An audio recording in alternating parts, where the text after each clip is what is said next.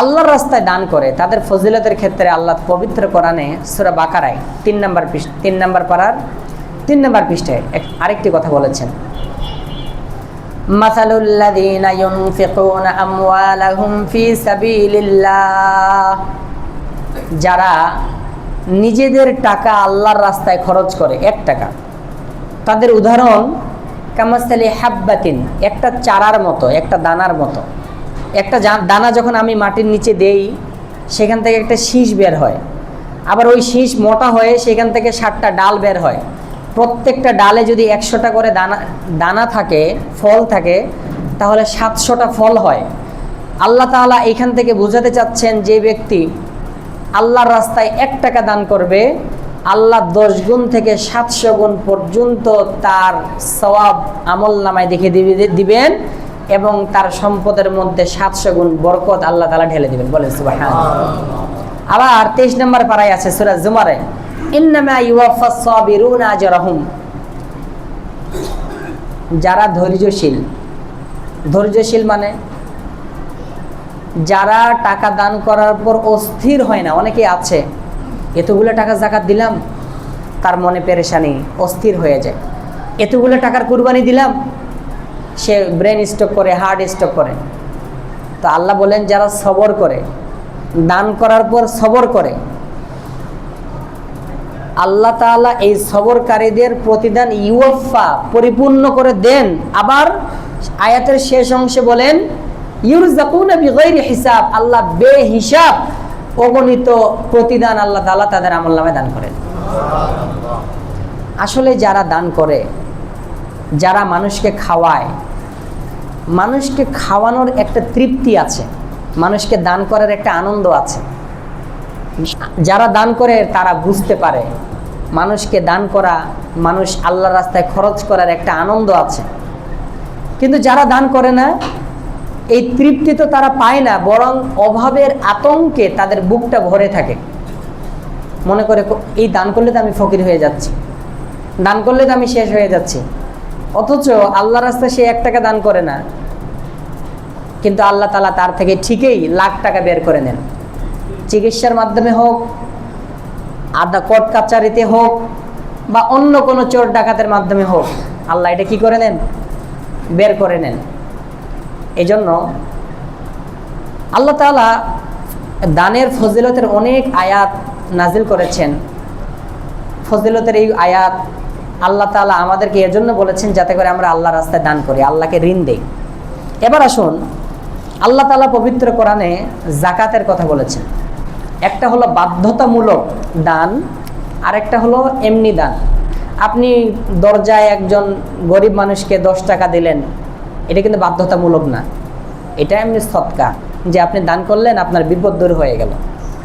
কিন্তু আরেকটা দান আছে, এটা কিন্তু আপনার অন্তরের খুশি থাক বা না থাক আপনাকে দিতেই হবে। যেমন আপনার স্ত্রীর, আপনি বিয়ে করেছেন একটা মেয়েকে, ওই মেয়ের ভরণ পোষণ দেওয়া আপনার উপর ফরজ, আপনার মা বাবাকে দেখা আপনার ফরজ। ঠিক তদ্রূপ আপনার কাছে যে সম্পদ আছে, এই সম্পদের আংশিক অংশ গরিবের জন্য বের করাটা ফরজ। আপনি এতে আনন্দ পান বা কষ্ট পান, আপনাকে বের করতেই হবে। পবিত্র কোরআনে আল্লাহ বলেছেন নামাজের কথা, আকিমুস সালাত। দেখেন, আকিমুস সালাত, নামাজ কায়েম করো। ওয়া আতুজ যাকাত, যাকাত আদায় করো। আবার ওয়ারকাউ মা'আর রাকিঈন, রুকুকারীদের সাথে রুকু করো। তাহলে আগে নামাজের কথা বললেন, 5 ওয়াক্ত নামাজ কায়েম করো, শেষে বললেন রুকুকারীদের সাথে রুকু করো, মধ্যখানে বললেন যাকাত আদায় করো। কি আদায় করো? যাকাত। তার মানে আল্লাহ নামাজের সাথে কি কে সম্পৃক্ত করলেন? যাকাতের কথা সম্পৃক্ত করলেন, কোনো পার্থক্য করলেন না। তার মানে যারা নামাজ আদায় করো তোমরা, অবশ্যই তোমরা যাকাত আদায় করবে। নামাজ ও যাকাতের মধ্যে কোনো পৃথক করবে না, পার্থক্য করবে না। অনেকে নামাজ পড়ে আত্মতৃপ্তি লাভ করে, আমি অন্য আমল করি না তো কি হয়েছে, আমি 5 ওয়াক্ত নামাজ পড়ি, কিন্তু যাকাত দেয় না। আল্লাহ বলেছেন যাকাত না দিলে তার নামাজ লটকে থাকে, উপরে যায় না, লটকে থাকে। যাকাত যখন দিবে, এই আমলটা, নামাজের আমলটা উপরে চলে যায়। এই জন্য যাকাত কয় জিনিসের উপরে আসে? 1 নাম্বার, যাকাত আসে ফসলের উপর, 2 নম্বর জাকাত আসে পশুর উপরে, 3 নম্বর জাকাত আসে নগদ ব্যবসায়ী মালের উপর, 4 নম্বর জাকাত আসে স্বর্ণ রূপা নগদ টাকার উপরে। আসেন এই 4 জিনিসে কি আসে? জাকাত আসে। পশুর জাকাত যেমন ছাগল, গরু, উট, দুম্বা, ভেড়া, মহিষ, এগুলোর জাকাত আমাদের দেশে নাই। কেন নাই? কেননা এগুলাকে আমরা নিজেরাই খাওয়াই, এগুলাকে আমরা কি করি? নিজেরা খাওয়াই। কিন্তু আরবের যাদের মানে পশু আছে, উট আছে, দুম্বা আছে, ওরা কিন্তু ওদের পশুদেরকে খাওয়ায় না। যেখানে বৃষ্টি হয়, ঘাস হয়, ওই পশুগুলো মরুভূমির ঘাস খেয়েই তারা বেঁচে থাকে। যদি মরুভূমির ঘাস খেয়ে, বাইরের খাবার খেয়েই ওই পশুগুলো যদি আপনার মালিকানায় থাকে, তাহলে প্রত্যেক 40টায় একটা, প্রত্যেক 60টায় 2টা, 80টায় 3টা, 100টায় আবার একটা গাভীন, একটা বাচ্চা। এগুলো হিসেবে আমরা বুঝবো না, যেহেতু আমাদের নাই। এইগুলো পশুর জাকাত। ফসলের জাকাত কিভাবে? ফসলের জাকাত যদি আকাশের পানিতে, নদীর পানিতে আপনার এমনি এমনি ধান গম হয়, তাহলে 10 ভাগের 1 ভাগ গরিবকে দিয়ে দিতে হবে। যেমন 10 মণ আপনি ধান পেয়েছেন, 10 মণ গম, 10 মণ সরিষা, তাহলে 10 মণের মধ্যে 1 মণ ধান সরিষা কাকে দিয়ে দিতে হবে? গরিবদেরকে দিয়ে দিতে হবে। গরিব মানে যাদের কাছে নেশাব পরিমাণ টাকা নেই, যাদের কাছে কি নেই? নেশাব পরিমাণ টাকা নেই। নেশাব পরিমাণ টাকা কি বলতেছি। এরপরে আসেন, যদি আপনার তার কি গেল পশু এবং ফসল, যদি নদীর পানিতে, আকাশের পানিতে ধান গম হয়, তাহলে 10 ভাগের 1 ভাগ দান করতে হবে গরিবকে। যদি আকাশের পানিতে ধান গম না হয়, অনেকে আমরা গ্রামে বিলে শ্যালো মেশিন আছে, ডিপ মেশিন আছে, ওগুলো দিয়ে আমরা পানি কিনে চাষ করি, তাহলে 20 ভাগের 1 ভাগ গরিবকে দান করে দেওয়াটা ফরজ। এই গেল পশুর জাকাত এবং ধান গম ফসলের জাকাত। এবার আসেন ব্যবসায়ী মালের জাকাত এবং নগদ টাকা সোনা রূপার জাকাত। নেশাব পরিমাণ সম্পত্তির যে মালিক, তার উপর জাকাত দেওয়াটা ফরজ। ঘুমাইয়েন না, ঘুমাইলে বুঝতে পারবেন, অনেকে ঘুমাচ্ছেন। আমরা নামাজ পড়াকে ফরজ মনে করি, কিন্তু জাকাত দেওয়াটাকে ফরজ মনে করি না। দেখুন কি পরিমাণ সম্পত্তি থাকলে আপনার উপর জাকাত ফরজ। এমন একটা সময় ছিল, যেই সময় 7.5 ভরি রূপার যে দাম ছিল, 52.5 তোলা রূপার দাম একই ছিল। ওই সময়টাতে আপনার নেশাব ছিল 7.5 ভরি স্বর্ণ। কিন্তু বর্তমান রূপার দাম আর সোনার দাম কি এক? 22 ক্যারেটের 1 ভরি রূপার দাম 2500 টাকা, 2500। আর 1 ভরি স্বর্ণের দাম 2.5 লাখ টাকা। মানে কত বেশি, মানে আকাশ পাতাল ব্যবধান। এজন্য যাতে গরিবেরা উপকৃত হয়, এই জন্য 7.5 ভরির নেশাবটা বাতিল হয়ে গেছে।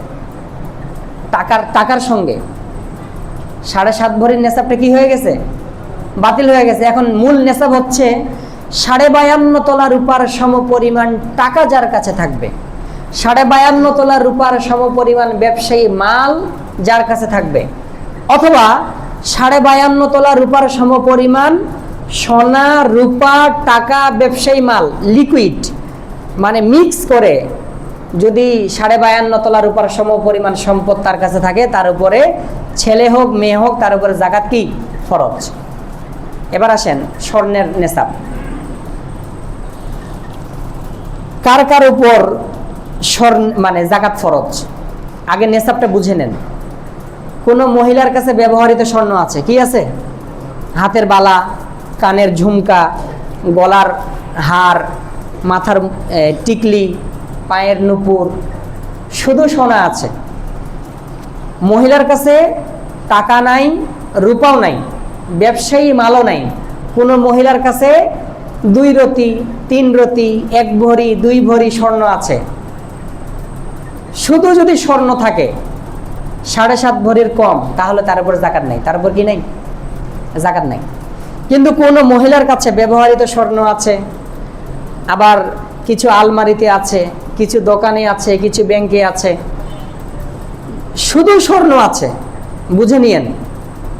কোনো মানুষের কাছে শুধু স্বর্ণ আছে, যদি 7.5 ভরি স্বর্ণ থাকে বা তার চেয়ে বেশি, তাহলে স্বর্ণের নেশাব ধরে তার উপর যাকাত ফরজ। স্বর্ণের নেশাব ধরে তার উপর কি যাকাত ফরজ। শুধু স্বর্ণ আছে 7.5 ভরি বা তার চেয়ে বেশি, তার উপরে যাকাত ফরজ। কিন্তু কোনো মহিলার কাছে 7.5 ভরি স্বর্ণ নাই, 6 ভরি আছে, 5 ভরি আছে, 1 রতি আছে, 2 রতি আছে, কিন্তু স্বর্ণের সাথে টাকা আছে, রূপা আছে, তখন ওই স্বর্ণের নেশাবটা বাতিল হয়ে যাবে। যেহেতু স্বর্ণের সঙ্গে টাকা চলে আসছে, তাহলে তার মানে কোনো মানুষের কাছে স্বর্ণ আছে 50,000 টাকার। কত হাজার টাকার? 50,000 টাকার। যদি কোনো টাকা রূপা না থাকে, যাকাত নাই। কিন্তু 50,000 টাকার স্বর্ণ আছে, তার সাথে রূপাও আছে। কি আছে? রূপা। রূপা আছে 50,000 টাকার। 50,000 টাকার স্বর্ণ, 50,000 টাকার রূপা, আর হাতে রয়েছে 30-40,000 টাকা আছে। তাহলে স্বর্ণ 50,000 টাকা স্বর্ণ, 50,000 টাকার রূপা, আর হাতে 40,000 টাকা, যদি মিলানোর পর, ব্যবসায়ী মাল মিলানোর পর যদি তার কাছে 52.5 তোলা রূপার সম পরিমাণ টাকা হয়ে যায়, তার উপরে যাকাত ফরজ। এখন 52.5 তোলা রূপার দাম কত? 22 ক্যারেটের 1 ভরি রূপার দাম 2500 টাকা। যদি গুণ দেওয়া হয়, 52.5 তোলা রূপার সম পরিমাণ টাকা আসে 1,31,250 টাকা। 1,31,250 টাকা হলো নেশাব।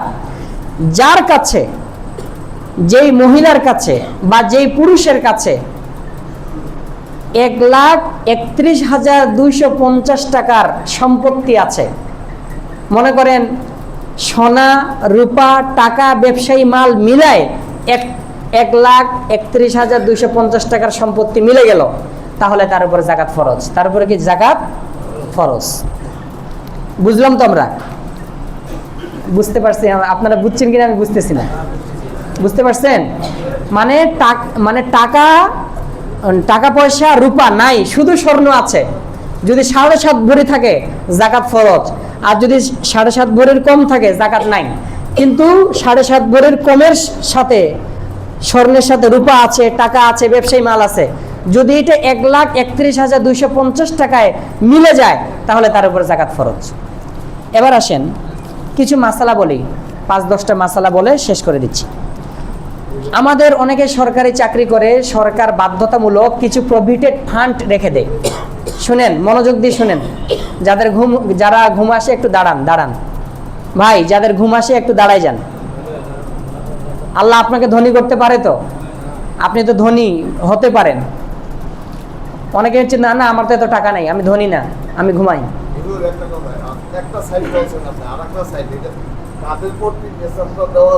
হ্যাঁ বলতেছি না, এটা তো আমি শেষ করি নাই, মাসালাটা বলে না শেষে বলবো। হ্যাঁ, সরকার বাধ্যতামূলক কিছু প্রভিডেন্ট ফান্ড রেখে রাখে। যেমন একজনের বেতন 1 লাখ টাকা, কিন্তু সরকার কি করে 5,000 টাকা বা 10,000 টাকা কেটে নেয়, 90,000 টাকা করে বেতন দেয়।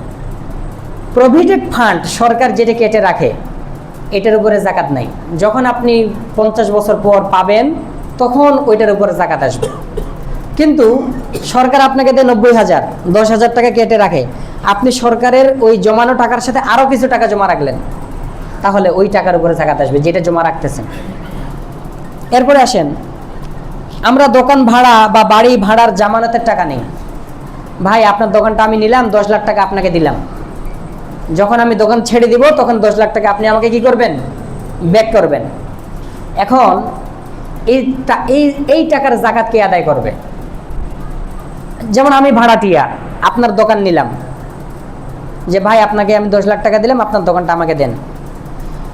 এখন 10 লাখ টাকা যে আপনাকে দিলাম, এই 10 লাখ টাকা যদি আমি আপনাকে মালিক বানিয়ে দিই, যে ভাই আপনি 10 লাখ টাকা আপনার ইচ্ছে মতো খরচ করিয়েন, তাহলে এই টাকার যাকাত বাড়িওয়ালা দিবে, মালিক দিবে, মালিক, জায়গার মালিক এটা আদায় করবে।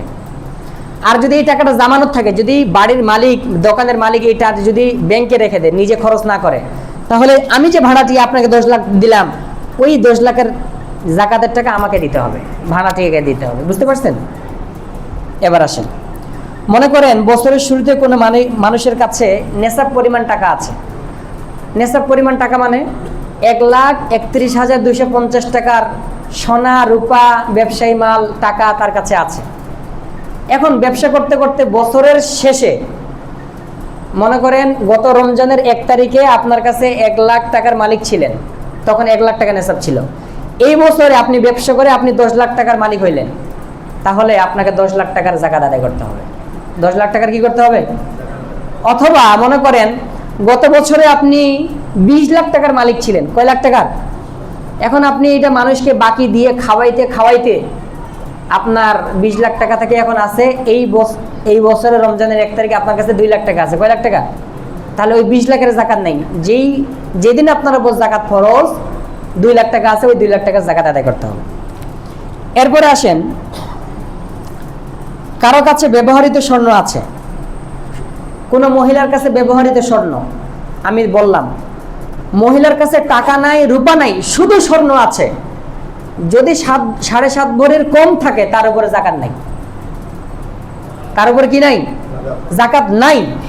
কিন্তু মহিলার কাছে যদি 7.5 ভরির কম স্বর্ণ আছে, আবার হাতে আছে 1 টাকা, হাতে আছে কত?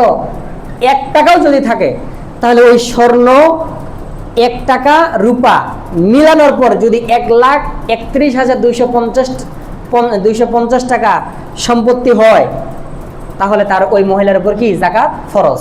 এখন অনেক মহিলারা প্রশ্ন করে, আমরা তো টাকা উপার্জন করি না, আমাদের কাছে 50,000 টাকার রূপা আছে, 50,000 টাকার স্বর্ণ আছে, হাতে আছে 50,000, 1.5 লাখ টাকা আছে, আমরা তো এগুলো স্বামীর কাছ থেকে চেয়ে নিয়েছি, বাবার কাছ থেকে, ভাইয়ের কাছ থেকে, বাপের বাড়ি থেকে আনছি, আমরা যদি এগুলো যাকাত দেই তাহলে তো আমাদের মূলধন শেষ হয়ে যায়, তাহলে আমরা যাকাত কিভাবে, আমরা কি দিব? হ্যাঁ, আপনি যেভাবে স্বামীর কাছ থেকে নিয়ে, ভাইয়ের কাছ থেকে নিয়ে, বাবার কাছ থেকে নিয়ে নেশাব পরিমাণ মালিক হয়েছেন, যেহেতু হয়েছেন আপনাকে যাকাত দিতে হবে। আপনি যাকাত দিয়ে যখন আপনার কমে যাবে, আবার আপনি চাইবেন, আবার নিবেন, আবার ব্যবস্থা করবেন, আপনাকে যেহেতু মালিক হয়েছেন আপনাকে যাকাত দিতেই হবে। এরপরে আসেন, কারো দোকানে ব্যবসায়ী মাল আছে, মনে করেন শেয়ারে ব্যবসা করতেছেন, 4 জন 5 লাখ টাকা করে দিয়েছেন একটা দোকানে, 20 লাখ টাকার মাল তুলছেন গত রমজানের 1 তারিখে। এখন গত রমজানের 1 তারিখে 20 লাখ টাকার মাল তুলছেন, এই রমজানের 1 তারিখে আসে দেখতেছেন আপনার দোকানে ব্যবসায়ী মাল 3 লাখ টাকার বা 4 লাখ টাকার, তাহলে ওই 4 লাখ টাকার 4 জন দিছে না, তাহলে ওইটা ভাগ করতে হবে। মনে করেন গত, বা শেয়ার না, গত বছরে আপনি 20 লাখ টাকার মাল তুলছেন, এই বছরে দোকানের মাল বাকি খাওয়াইতে খাওয়াইতে আপনার কাছে আছে 4 লাখ, তাহলে ব্যবসায়ী দোকানে যতগুলো মাল আছে সব মাল যদি নেশাব পরিমাণ হয়, 1,31,250 টাকার মাল যদি আপনার দোকানে থাকে, তাহলে পুরো দোকানের মাল হিসাব করে আপনাকে যাকাত দিতে হবে। ডিলারশিপ যেই মূল্য আছে ওইটা ধরে, পাইকারি দাম ধরে আপনাকে যাকাত দিতে হবে। অথবা আপনার দোকানে আপনি গত বছরে মাল তুলছেন 1 লাখ টাকার, কিন্তু এই বছরে লাভবান হয়ে আপনার কাছে দোকানে মাল চলে আসছে 5 লাখ টাকার, তাহলে 5 লাখ টাকার দোকানের সমস্ত মাল হিসাব করে আপনাকে যাকাত দিতে হবে। এরপরে আসেন, কোন ব্যক্তি ঋণগ্রস্ত হলে তার হুকুম কি? আমরা জানি ঋণ 2 প্রকার, একটা হচ্ছে নিজের পেট চালানোর জন্য, নিজের প্রয়োজন পুরো করার জন্য আমরা ঋণ করি, আরেকটা হচ্ছে নিজের প্রয়োজনের জন্য না, আমাদের উন্নতি বাড়ানোর জন্য আমরা ঋণ করি। কোরআনে আছে যারা ঋণগ্রস্ত তাদেরকে যাকাত দেওয়া যায়। এখন কোন ঋণ? আপনার প্রয়োজন একটা সাইকেল কিনবেন, ঋণ করলে এটা যাকাত নাই। আপনার একটা গাড়ি কেনা দরকার, ঋণ করলেন, এটা যাকাত নাই। কিন্তু আপনার প্রয়োজনে সবকিছু আছে, কিন্তু আপনি ঋণ করতেছেন কেন? যেমন বাংলাদেশের সমস্ত বড় বড় কোম্পানি সবাই হাজার হাজার কোটি টাকা ঋণ, তাহলে কি তারা বড় ফকির? না, তারা ফকির না, বরং ওই যেই টাকা ব্যবসার জন্য, উন্নতির জন্য ধার করা হয়, ঋণ করা হয়। যেমন আপনি 1 কোটি টাকা কি করলেন? ঋণ করলেন গত বছরে রমজানে, তাহলে যারা ঋণ করে তারা কিন্তু কিস্তি কিস্তি শোধ করে।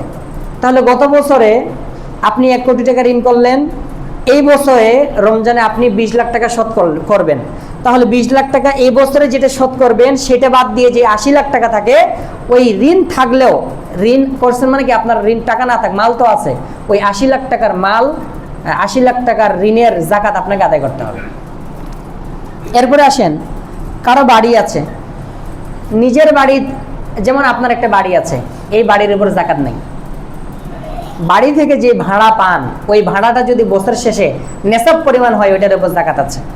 অথবা কারো কি আছে, গাড়ি আছে, গাড়ির উপরে যাকাত নাই, সাইকেল, মোটরসাইকেল, নিজের প্রয়োজনীয় জিনিসের উপর যাকাত নাই। কিন্তু আপনি বাড়ি কিনছেন কেন? গুলশানে আপনি 10টা ফ্ল্যাট কিনছেন 1000 কোটি টাকা দিয়ে বিক্রি করার জন্য। গত বছরে আপনি 1000 কোটি টাকা দিয়ে আপনি বাড়ি কিনছেন 10টা। এই বছরে যেদিন আপনার উপর যাকাত ফরজ, যদি এটা 2000 কোটি টাকা হয়, তাহলে 2000 কোটি টাকার যাকাত আপনাকে দিতে হবে। কেননা আপনি এটা ব্যবসার জন্য ঋণ করছেন, ব্যবসার জন্য কিনছেন। যেই জায়গা বা যেই বাড়ি বা যেই গাড়ি আপনি ব্যবসার জন্য কিনবেন, যদি এটা 1 বছর অতিবাহিত হয়, ওই ব্যবসায়ী মালের উপর যাকাত আপনাকে দিতে হবে। এরপরে আসেন ফসলের যাকাতের কথা বলছি। আপনি ঋণ করলেন, 100 কোটি টাকা ঋণ করলেন, ব্যবসা করবেন, গার্মেন্টস দিলেন, ফ্যাক্টরি দিলেন, তাহলে ফ্যাক্টরিতে যে মেশিনারি আছে এগুলোর উপর যাকাত নাই। এগুলো থেকে যেই টাকাটা আপনি কি পাবেন, আপনি গার্মেন্টস থেকে পাচ্ছেন, দোকান থেকে পাচ্ছেন, ফ্যাক্টরি থেকে পাচ্ছেন, যদি সারা বছর খেয়ে পরে যদি বছর শেষে আপনার কাছে নেশাব পরিমাণ টাকার চেয়ে বেশি থাকে, আপনার উপর যাকাত ফরজ। এবার আসেন সময় শেষ, যাকাত আপনি কাকে দিবেন? কোরআনে আল্লাহ 8 প্রকার মানুষকে যাকাত দিতে বলছেন। কয় প্রকার মানুষকে? 8 প্রকার। 1 নাম্বার লিল ফুকারা, ফকিরদেরকে, যার কিছুই নাই। ওয়াল মাসাকিন, মিসকিন মানে যার কাছে শুধু আজকের খানা আছে, 3 দিনের খাবার আছে, আর কিছু নেই, একে যাকাত দিতে পারবেন। ওয়াল আমিলিনা আলাইহা, আমাদের দেশে এটা নাই। যেমন সৌদি আরব, যে সমস্ত দেশে, আমাদের দেশ মুসলিম দেশ, ইসলামিক দেশ না, যেগুলো ইসলামিক দেশ, আফগানিস্তান, মধ্যপ্রাচ্যের যেগুলো দেশ আছে, কাতার, দুবাই, সৌদি, এগুলার দেশের মধ্যে সরকারের পক্ষ থেকে যাকাত কালেকশন করার জন্য কিছু লোক আছে। ওরা যদি গরিব হয়, ওরা সমস্ত ধনীদের থেকে টাকা কালেকশন করে সরকারকে দিবে, আর সরকার গরিব মানুষদের মাঝে বন্টন করবে। তো যিনি কালেকশন করেন তাকে যাকাত দেওয়া যাবে। ওয়াল মুআল্লাফাতি কুলুবুহুম, এটা আমাদের দেশে আছে। যেই সমস্ত কাফের টাকা দিলে মুসলমান হবে, ওই কাফেরকে যাকাতের টাকা দেওয়া যাবে। ওই কাফেরকে কি দেওয়া যাবে? যাকাতের টাকা দেওয়া যাবে। যেমন আমাদের দেশে নও মুসলিমরা আছে, পাহাড়ি অঞ্চলের নও মুসলিমরা, আমাদের ওলামায়ে কেরাম, হাটাজারি মাদ্রাসার কিছু আলেম আছেন, তারা ওই নও মুসলিমদের মাঝে কাজ করেন। আমাদের উস্তাদ জুনায়েদ বাবু নগরী রহমতুল্লাহ আলাই, আমাদের কিছু বন্ধু ছিল নও মুসলিম বন্ধু, তাদের কোনো ঠিকানা নাই।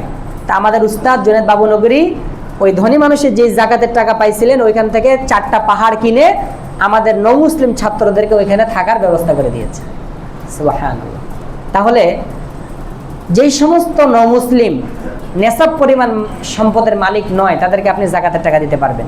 বা যেই কাফের, হিন্দু, খ্রিস্টান, বৌদ্ধ, টাকা দিলে মুসলমান হবে, তাদেরকে আপনি যাকাতের টাকা দিতে পারবেন।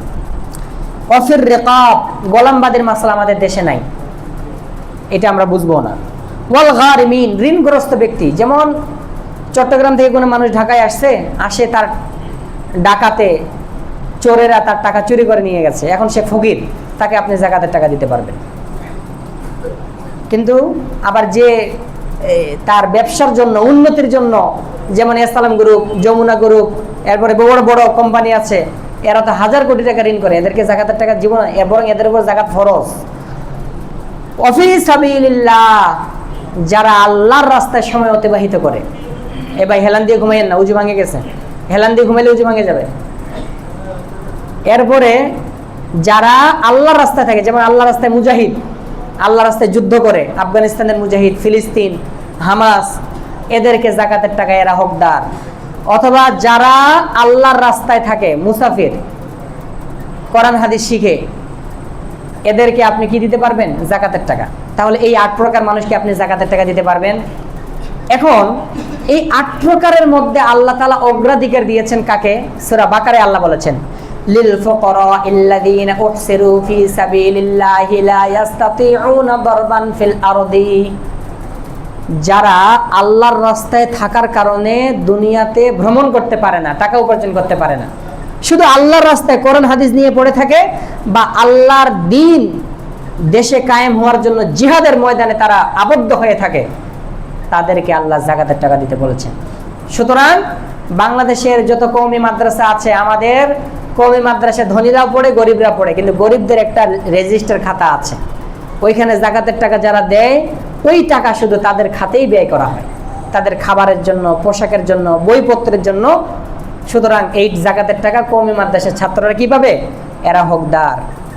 কিন্তু যেই সমস্ত মাদ্রাসা গরিব নাই, এতিম নাই, ওগুলা মাদ্রাসা আবার যাকাতের টাকা দিলে যাকাত আদায় হবে না। যেমন বিভিন্ন প্রাইভেট বড় বড় ভালো মাদ্রাসা আছে, ওগুলাতে যাকাতের টাকা আদায় হবে না। যেখানে এতিম আছে, এতিমদের রেজিস্টার খাতা আছে, ওইখানে আপনাকে যাকাতের টাকা দিলে যাকাত আদায় হবে। যেমন বাড়িদারা মাদ্রাসা আছে, যাত্রাবাড়ি আছে, ফরিদাবাদ, হাটাজারি, বড় বড় মাদ্রাসা বা এই মানের যেগুলো মাদ্রাসা আছে। এরপরে আল্লাহ বলেছেন, যারা আল্লাহর রাস্তায় থাকার কারণে আবদ্ধ হয়ে আছে, আবদ্ধ হয়ে থাকার কারণে তারা মানুষের কাছে চায় না। ইয়াহসাবুহুমুল জাহিলু আগনিয়া আমিনাত তাআফফুফ। আল্লাহ বলেন, তারা মানুষের কাছে না চাওয়ার কারণে মানুষেরা তাদেরকে ধনী মনে করে।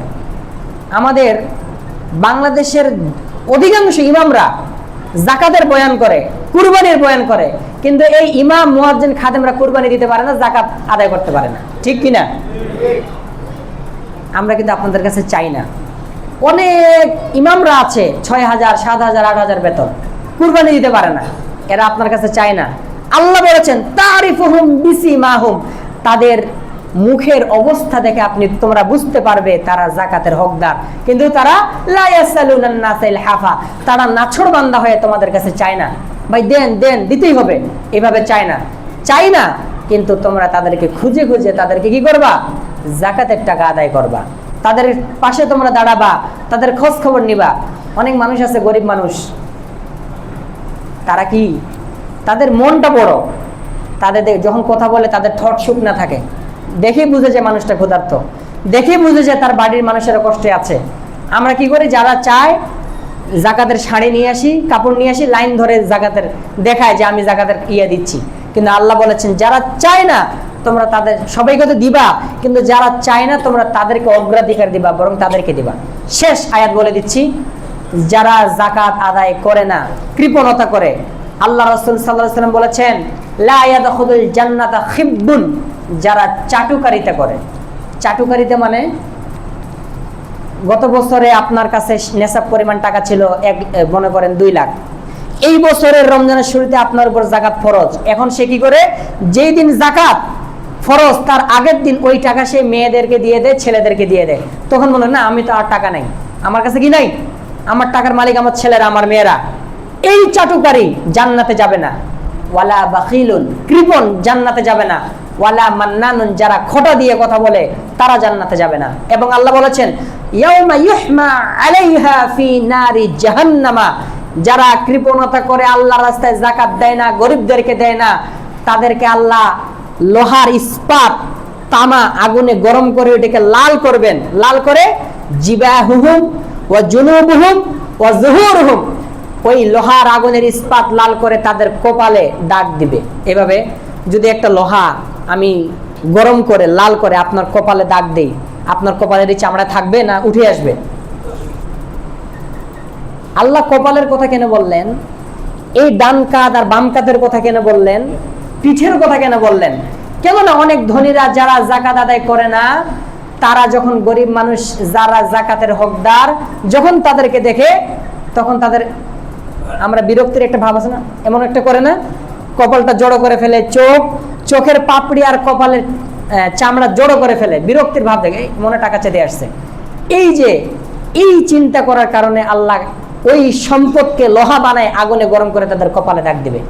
আবার অনেকে আছে, গরিব মানুষ যখন গাড়ির সামনে টাকা চাইতে আসে, দেখতেছে সামনে এইদিকে আসছে, তখন সেদিকে কথা বলে, ড্রাইভারের সাথে কথা বলে, আরেকজনের সাথে কথা বলে, মানে কি পার্শ্ব ঘুরে ফেলে। অথবা মনে করেন গরিব মানুষ এদিকে থেকে আসতেছে, এদিকে এসে ঘুরে যায়, বাস এই ডান পাশে বাম পাশে আল্লাহ তাকে সম্পদকে লোহা বানায় গরম করে তার শরীরে দাগ দিবে, চামড়া উঠে আসবে। তারপরে আল্লাহ বলেছেন ওয়া যুহুরুহুম, অনেক মানুষ গরিব মানুষ দেখলেই পিঠ ঘুরায় নেয়, যদি আবার সামনে এসে কথা বলে যাকাতের টাকা চায়। এই জন্য আল্লাহ তাআলা এই কথা বলেছেন, জিবাহুহুম ওয়া জুনুবুহুম ওয়া যুহুরুহুম হাযা মা কানাজতুম লিআনফুসিকুম ফাযাকুম মা কুনতুম তাকসিবুন। দুনিয়াতে যে সম্পদ তোমরা কুক্ষিগত করে রেখেছিলে তার মজা তোমরা চাখো। সুতরাং শেষ কথা, যারা জাকাত দিবে না এটা বের হয়েই যাবে। বাথরুম, আপনি প্রস্রাব কতক্ষণ আটকে রাখতে পারবেন? 3 দিন পারবেন? বাথরুম কতক্ষণ আটকে রাখতে পারবেন?